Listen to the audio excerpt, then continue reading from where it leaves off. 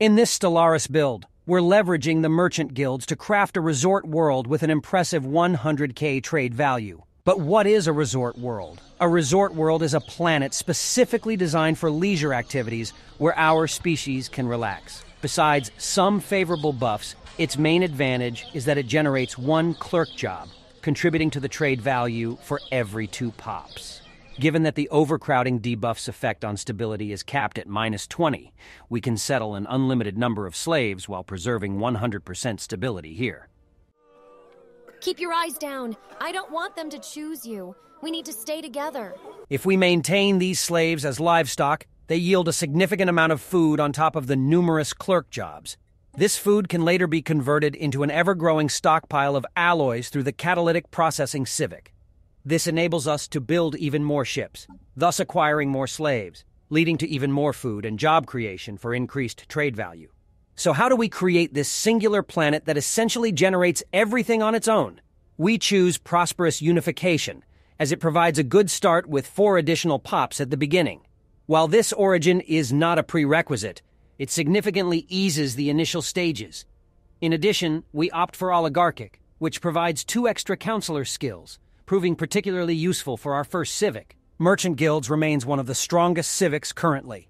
This is due to the Director of Trade Counselor position, which increases the trade value of clerks by 0.4 per skill level. With oligarchic, this gets a direct additional increase of 0.8.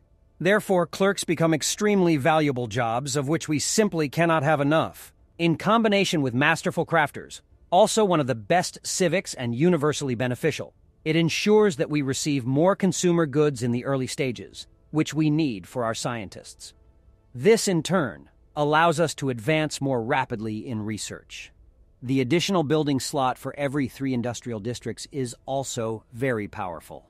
Regarding ethics, there are 2 options: authoritarian or materialist. Although the probability of receiving the resort as a choice is noticeably higher with materialist, the effort is also somewhat higher, as we first need to find a scientist with statecraft and assign them a council position. However, since we want to level up our governors right from the start, and we don't necessarily need the resort in the first 50 years, we choose authoritarian. There's no getting around fanatic xenophobe, as it's a prerequisite for us to keep slaves as livestock. Also essential is thrifty for 25% more trade value. In addition, we select rapid breeders for faster pop growth, unruly and solitary, as they do not harm in the beginning, and phototrophic, which helps us both at the start, by requiring us to worry less about food, and at the end when we have masses of pops who would otherwise require a lot of food that we would prefer to use for alloys. On our main world, we begin with an industrial district for more consumer goods, alloys, and an additional building slot, followed by a research lab. Subsequently, we build commercial zones and research labs as indicated. Increase the building slots by adding city or industrial districts according to need. We specialize colonies with high habitability into a tech world and a mining world. Build the robot assembly plants on these as soon as it becomes available, and a commercial zone once stability drops below 50%. Later on, commercial zones will provide a merchant job, significantly improving happiness and thereby stability as a ruler job. On colonies with low habitability, we exclusively construct commercial zones, as trade value does not suffer any deduction due to low habitability. As soon as it becomes available, we also build a robot assembly plant. On our star bases, we always build hydroponics bays so that we don't have to worry about food, and anchorages for increased fleet capacity. For our future resort world, we look for a planet with at least a size of 15. On this planet, we initially build strongholds to increase the fleet capacity. Important, do not upgrade the capital building under any circumstances, as this will prevent the world from being converted into a resort world. Also, for the later conversion, you'll need to remove all districts, which will temporarily lose buildings. After the transformation, supplement the resort world with commercial zones. In the end, you won't need more than 4 fortresses for 100% stability. As soon as our economy is robust and our fleet is large enough, we conduct conquest wars to acquire slaves. For newly conquered planets, we always directly resettle all slaves except one, so that they can continue to reproduce, into our slave world. In exchange, we move 1 pop of our main species to the new planet to ensure stability. Subsequently, we build a robot assembly plant, a commercial zone, and then, depending on the specialization of the planet. In terms of technologies, we aim to unlock cybernetics as quickly as possible. This way, we can significantly increase the trade value per pop.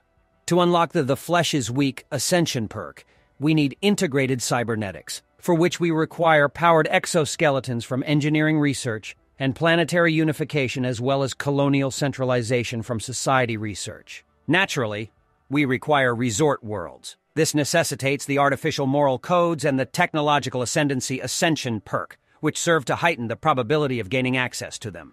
And as always, we need hydroponics farming. In terms of weapon technologies, we rely on the currently best weapons in the game: the Whirlwind missiles, the Devastator torpedoes, and the Phase Disruptor. Research and exclusively use these weapons for your ship designs. Additionally, research the afterburners to make your short-range torpedo or disruptor ships more potent through increased speed. In the early stages of the game, only build missile corvettes and/or laser corvettes, later transitioning to disruptor corvettes. Refrain from constructing destroyers. Instead, supplement your fleet with torpedo disruptor cruisers and/or missile torpedo cruisers as soon as they become available. Later, we will enhance our fleet with a few battleships that can use other technologies with more range. Always activate the auto-upgrade function to ensure your components are automatically updated according to the latest research progress. It is crucial that we prioritize the mercantile tradition as soon as possible. Once we unlock adaptive economic policies, we must immediately activate the Marketplace of Ideas trade policies to kickstart our Unity production. Proceed in the predetermined order afterward. If an early war is imminent, you can also incorporate supremacy before completing the aptitude tree. In the Ascension perks, it is recommended to prioritize transcendent learning for obtaining more and superior leaders, technology ascendancy for an increased chance to acquire the crucial resort technology, and the Flesh is Weak to make cybernetics mandatory. Additionally, galactic force projection is highly recommended for expanding fleet capacity, arcology project for developing a forge world in the future, and nihilistic acquisition if we intend to engage in slave raiding during wartime. Unless other options are available, we consistently prioritize leader traits that enhance experience. For governors who solely serve in the council, having the investor trait is sufficient, which requires selecting the visionary focus at skill level 4. Additionally, the fertility preacher and reformer traits are recommended. On planetary governors, particularly on our resort world, we seek individuals with the trader and galvanizer traits. To acquire these traits, the visionary focus is also necessary. The Iron Fist or agrarian upbringing traits prove highly advantageous in conjunction with the aforementioned traits.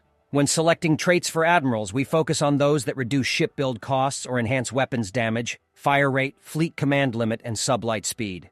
For scientists, select the analyst focus at level 4 and increase assist research efficiency further by assigning the collaborator trait.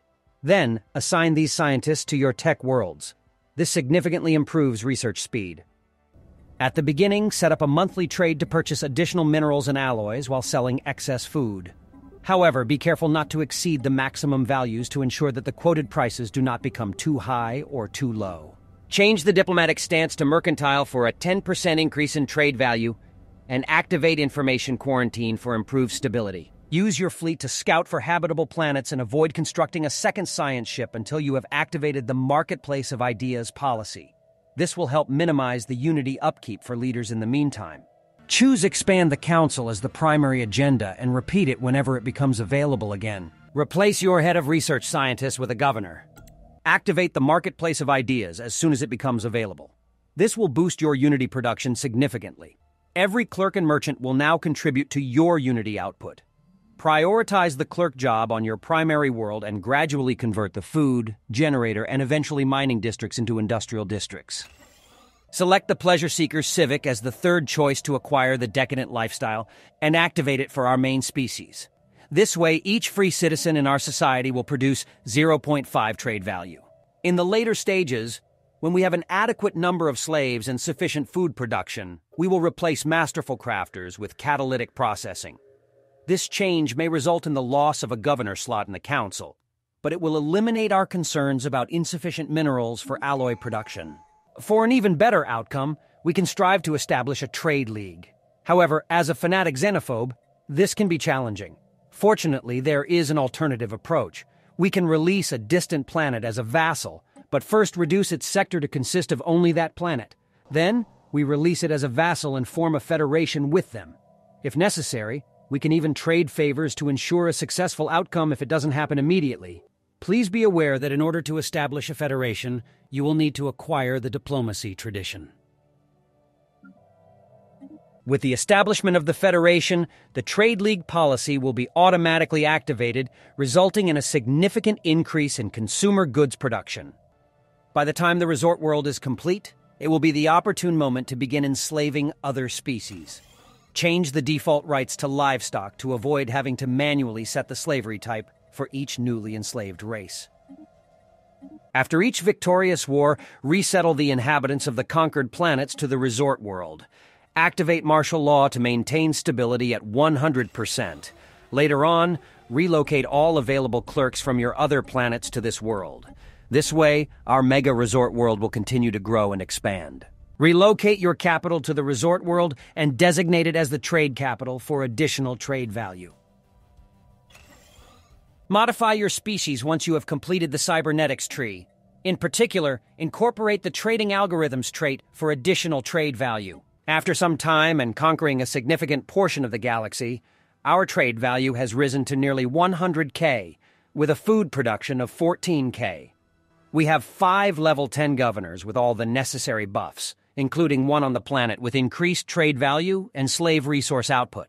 Additionally, we have successfully passed important resolutions through the galactic community. Of course, this progress required the enslavement of many species. However, we have also retained some species as free workers who contribute as clerks.